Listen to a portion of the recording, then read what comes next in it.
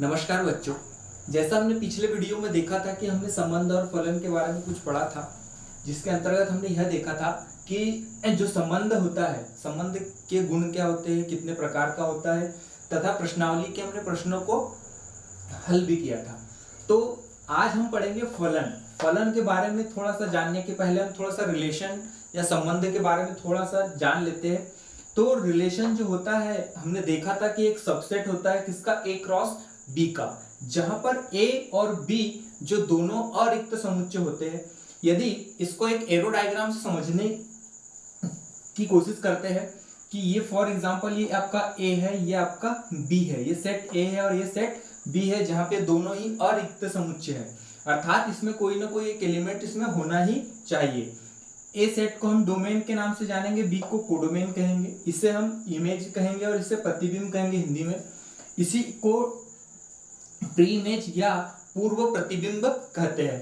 तो रिलेशन के बारे में हमने ये देखा था कि डोमेन से वैल्यू को लिया जाता है तथा वो जो वैल्यू आगे जो हमें मिलती है उसे हम कोडोमेन में ढूंढते हैं कि कौन सी वैल्यू हमें प्राप्त हुई है।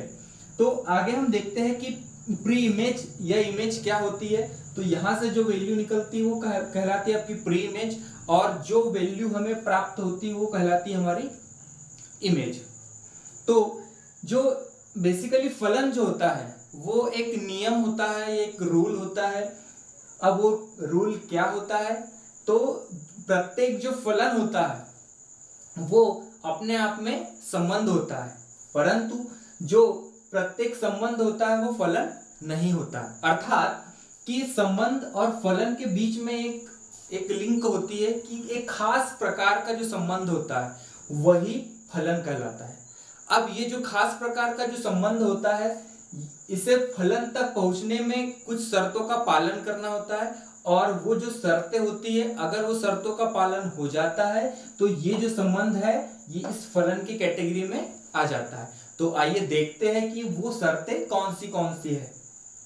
तो फलन बनने की जो शर्त है वो यह है कि फलन का जो डोमेन होगा वो ए होगा। अर्थात अगर हम किसी रिलेशन की बात करेंगे तो यहाँ पे जो ए क्रॉस बी है, यहाँ पे जो ए है वो फलन के लिए क्या कहलाएगा, आपका डोमेन कहलाएगा। अर्थात ये ए सेट पूरा का पूरा डोमेन होगा।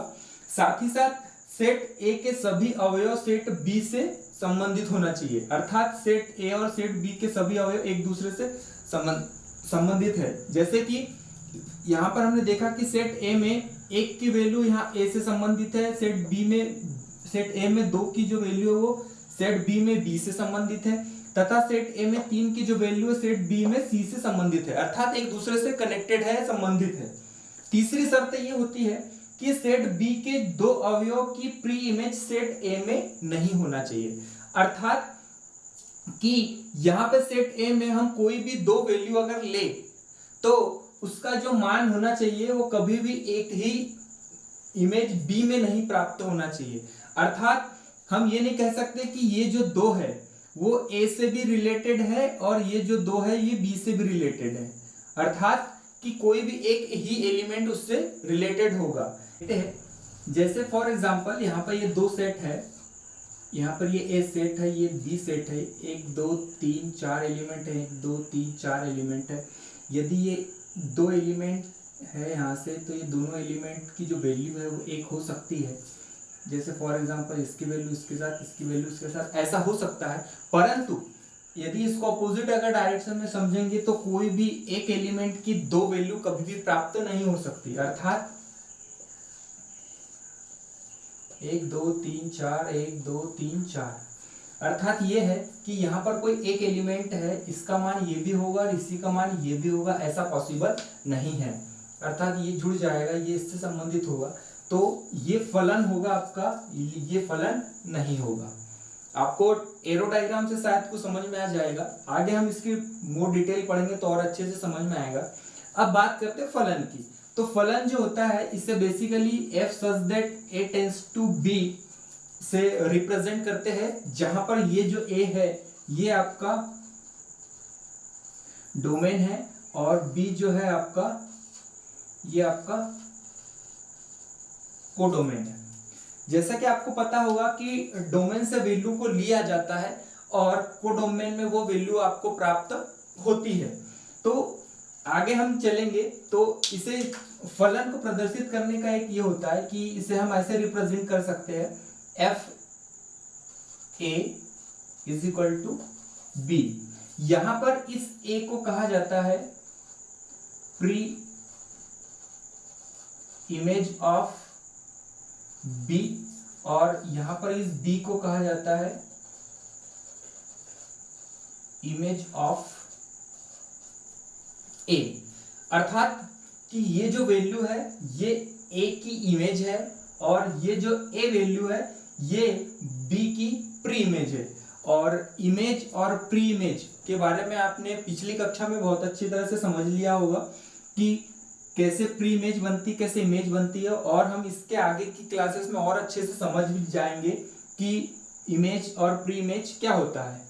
अभी हमने फलन के बारे में पूरा डिटेल में पढ़ चुके हैं। अब हम देखते हैं कि जो फलन होते हैं ये कितने प्रकार के होते हैं। फलन के प्रकार, तो आइए, मुख्यतः जो फलन होते हैं वो 5 प्रकार के होते हैं। तो आइए देखते हैं हम एरो डायग्राम से कि जो फलन होते हैं कितने प्रकार के होते हैं और उसको कैसे समझा जा सकता है। तो मैं कोशिश करूंगा कि आपको बेहतर समझ में आ जाए।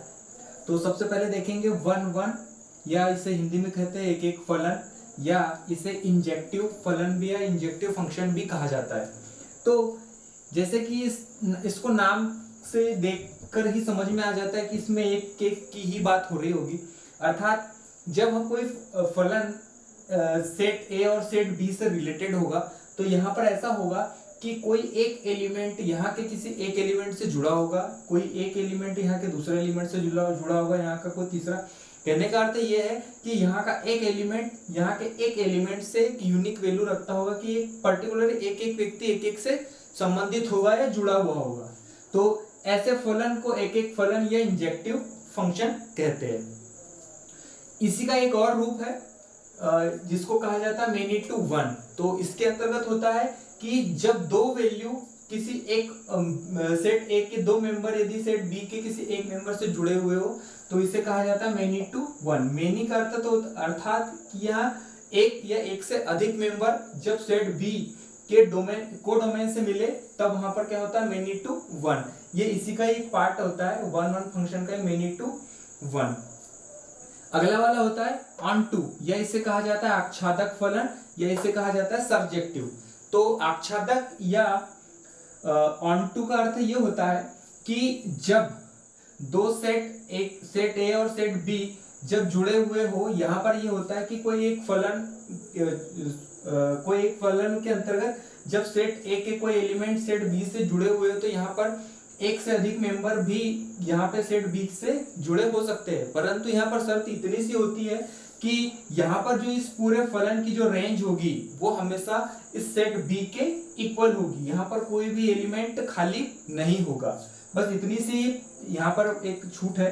तीसरी चीज होती है इनटू फलन या अंतरक्षेपी फलन। इस अंतरक्षेपी फलन का अर्थात ये होता है कि जब कोई सेट ए और सेट बी किसी फलन के माध्यम से जुड़े हुए होंगे तो यहाँ पर कुछ एक जो एलिमेंट है वो खाली छूट जाएंगे, अर्थात उनकी जो इमेज है वो यहाँ पर प्री इमेज अवेलेबल नहीं होगी। तो ये हुआ आपका इनटू फंक्शन। अगला वाला होता है 1 ऑन टू, अर्थात यहाँ पे दो फलनों को जोड़ दिया गया है। दो फलनों को कैसे जोड़ा गया? सबसे पहले 1 फलन, 1 का अर्थ ये हो रहा है कि यहाँ पर किसी एक फलन किसी एक एलिमेंट की जो वैल्यू हो रही है किसी एक एलिमेंट से जुड़ी हुई होना चाहिए, तो वो 1। दूसरी चीज क्या हो रही है यहाँ पर कि ऑन टू, मतलब ऑन टू का अर्थ हमने ये पढ़ा था कि इसकी जो रेंज होना चाहिए सेट बी के इक्वल होना चाहिए और यहाँ पर एक भी एलिमेंट खाली नहीं होना चाहिए। अब हम क्या करते हैं, इस 1 को और इस ऑन टू को दोनों को जोड़ देते हैं, दोनों शर्तों को इकट्ठे कर दिया।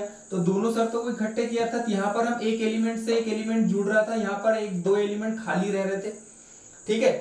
और ऑन टू में हमने देखा था कि यहाँ पर एक भी एलिमेंट जो है वो खाली नहीं था, मतलब सारे के सारे एलिमेंट इस रेंज के इक्वल आ जा रहे थे। अब हम यदि इन दोनों को मर्ज कर देते हैं, जैसे हमने इन दोनों को मर्ज किया तो यहाँ पर क्या होगा, एक ही एलिमेंट यहाँ के एक एलिमेंट से जुड़ा है, साथ ही साथ यहाँ पर एक भी ऐसा एलिमेंट खाली नहीं है जिसकी जो इमेज है वो इस ए में नहीं बन रही हो। अर्थात कि ये वाला फलन और ये वाला फलन दोनों को आपस में क्या कर दिया हमने, जोड़ दिया गया, इसीलिए इसको कहा गया 1-1 ऑनटू फंक्शन, या इसे ही बाइजेक्टिव फलन भी कहते हैं। लास्ट और अंतिम है 1-1 इंटू। यहां पर भी सेम प्रोसेस हो रही है कि 1-1 मतलब ये वाला फंक्शन, 1-1 का अर्थ ये है कि कोई एक एलिमेंट की इमेज यहाँ के एक एलिमेंट से संबंधित है या जुड़ी हुई है, साथ ही साथ यहाँ पर इंटू, और इंटू में हमने क्या पढ़ा था कि यहाँ पर जब कोई इमेज हो रही है तो यहाँ पर कुछ ना कुछ एक एलिमेंट खाली छूट जाएंगे जिसकी प्री इमेज यहाँ पर ना बन रही हो, तो यहाँ पर इसको और इसको, इन दोनों को जोड़ दिया जाए, अर्थात ये हो रहा है कि 1-1 फंक्शन और ये इंटू फंक्शन, इन दोनों को जोड़ दिया जाए। तो 1-1 में क्या हो रहा था कि कोई एक एलिमेंट की इमेज यहाँ पर एक से रिलेटेड हो रही थी, साथ ही साथ यहाँ पर क्या हो रहा था कि कुछ जो एलिमेंट है वो ब्लैंक छूट रहे थे, और यहाँ पर भी कुछ एलिमेंट ब्लैंक छूट रहे थे, तो यहाँ पर भी कुछ एलिमेंट क्या हो जाएंगे, ब्लैंक छूट जाएंगे। इन दोनों को अगर हम मर्ज कर देते तो ये बन जाता है आपका 1-1 इंटू फंक्शन। तो बेसिकली अगर हम देखें तो जो फलन के प्रकार हो गए, इसके अंतर्गत जो मुख्य रूप से है 1, 2 और ये 3, अगर ये 3 फलन अगर हम पढ़ लेते हैं तो बचे वाले जो फलन है अपने आप बन जाते हैं। जैसे एक बार रिवाइज कर लेते हैं, 1-1 फलन का मतलब होता है किसी एक एलिमेंट की किसी दूसरे एक पर्सनल एक एलिमेंट की वैल्यू एक एलिमेंट से जुड़ी हुई हो, अर्थात सेट ए का जो मेंबर है सेट बी के एक मेंबर से एक एक व्यक्ति रिलेटेड हो या एक एक संबंधित हो, तो ये होता है 1-1 फंक्शन।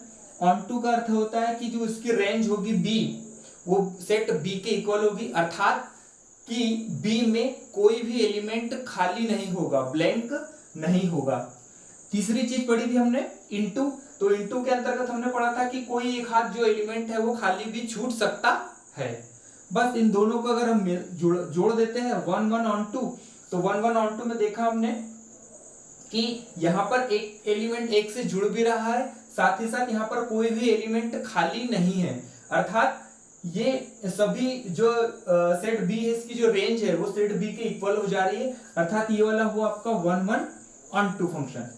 5th नंबर पे है 1-1 इंटू, तो 1-1 इंटू में हमने देखा था कि 1-1 और इंटू दोनों को जोड़ दो। 1-1 में क्या हो रहा था कि एक एलिमेंट से जुड़ रहा था, और इंटू में क्या हो रहा था कि कोई एक एलिमेंट खाली होगा, अर्थात इसमें भी कोई एक एलिमेंट खाली है, तो ये हुआ आपका 1-1 इंटू फंक्शन। आपने जो मुझे इतना मूल्य समय दिया, अगर आपको वीडियो अच्छा लगे तो आप इसे लाइक कर सकते हो, और यदि किसी ज़रूरतमंद को यदि ऐसा वीडियो मिले तो आप इसे शेयर कर सकते हो, और यदि आप चाहते हो कि ऐसा वीडियो आपको लगातार मिलता रहे तो आप इसे प्लीज़ सब्सक्राइब कर लीजिए। घर पर रहिए, सुरक्षित रहिए। धन्यवाद।